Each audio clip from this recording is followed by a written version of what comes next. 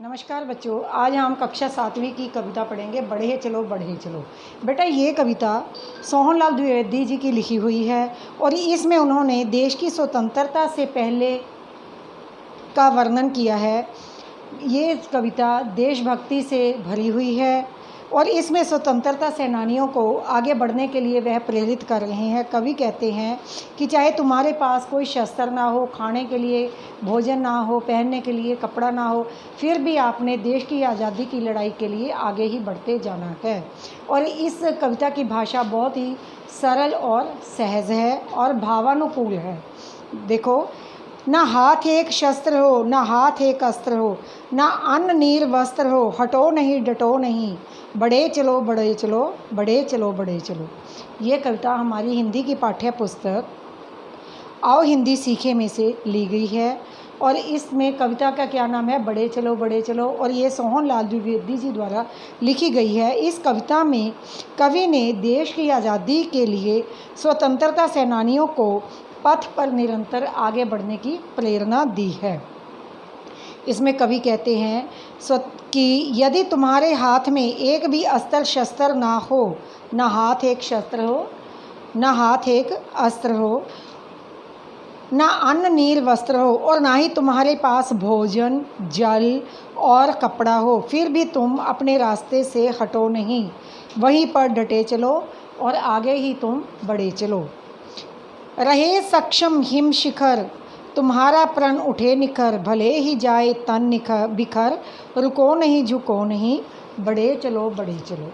इसमें कवि कहता है कि वीरों को स्वतंत्रता की बलि वेदी पर अपना बलिदान देने की प्रेरणा करते हुए वो कहते हैं कि चाहे तुम्हारे रास्ते में बर्फ़ की चोटी भी आ जाए, चाहे तुम्हारे रास्ते में हिमालय भी आकर खड़ा क्यों ना हो जाए, कितनी भी कठिनाइयों का सामना तुम्हें ना करना पड़े, कितनी भी कठिनाइयों का सामना तुम्हें करना पड़े, फिर भी तुम्हें घबराना नहीं, आगे ही बढ़ते जाना है और तुम्हें साहस से काम लेना होगा।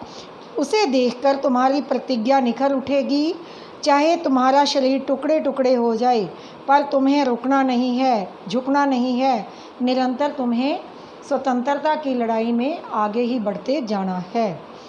आगे है, घटा घेरी अटूट हो, अधर पे कालकूट हो, वही सुधा का ढूंढ हो, जिए चलो मरे चलो, बढ़े चलो बढ़े चलो। इसमें कवि ने देश की आज़ादी के लिए स्वतंत्रता सेनानियों को पथ पर निरंतर आगे बढ़ने की ही प्रेरणा दी है। कवि वीरों को कहता है कि चाहे तुम्हारे रास्ते पर दुख की अखंड घटाएं छा जाएं, तुम्हारे होठों पर भयंकर विष लगा हो, परंतु तुम्हें उसे अमृत का घूंट समझकर पीना होगा। जीते हुए और मरते हुए तुम्हें देश की आज़ादी के लिए आगे ही बढ़ते जाना होगा और आगे ही बढ़ते जाना होगा। गगन उगलता आग हो, छिड़ा मरण का राग हो, लहू का अपना फाग हो, अड़ो नहीं गड़ो नहीं, बढ़े चलो बढ़े चलो। इसमें कवि ने कहा है कि वीरों से स्वतंत्रता के पथ पर निरंतर आगे बढ़ने का आह्वान करते हुए कवि कहते हैं कि चाहे तुम्हारे रास्ते में आकाश आग उगल रहा हो या मृत्यु का गीत शुरू हो गया हो, मृत्यु तुम्हारे भाव सामने खड़ी हो, फिर भी तुम्हें अपना लहू बहाते हुए वहीं पर अड़े रहना है और बलिदान हो जाना है, अपने रास्ते पर आगे ही आगे बढ़ते जाना है।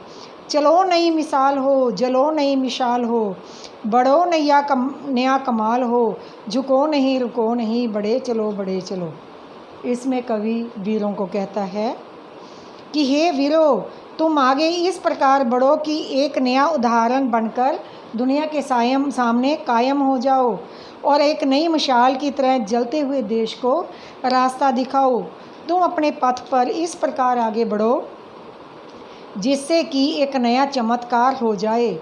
तुम शत्रु के सामने झुको नहीं और आगे ही बढ़ते जाओ, बस रुको नहीं, तुम आगे ही बढ़ते जाओ। अशेष रक्त तोल हो, स्वतंत्रता का मोल हो, कड़ी युगों की खोल हो, डरो नहीं मरो नहीं, बढ़े चलो बढ़े चलो। इसमें कवि ने वीरों को स्वतंत्रता की बलि वेदी पर अपने प्राण न्यौछावर करने की प्रेरणा दी है कि हे वीरों, अपने शरीर का सारा रक्त तुम देश पर न्यौछावर कर दो, इस प्रकार आज़ादी की कीमत चुका दो। तुम सदियों से पड़ी गुलामी की जंजीरों को तोड़ दो। तुम्हें डरना नहीं चाहिए और बलिदान के लिए हमेशा तैयार रहना चाहिए। इस प्रकार तुम्हें बलिदान देने के लिए आगे ही बढ़ते रहना चाहिए। बढ़े चलो, आगे ही बढ़ते चलो।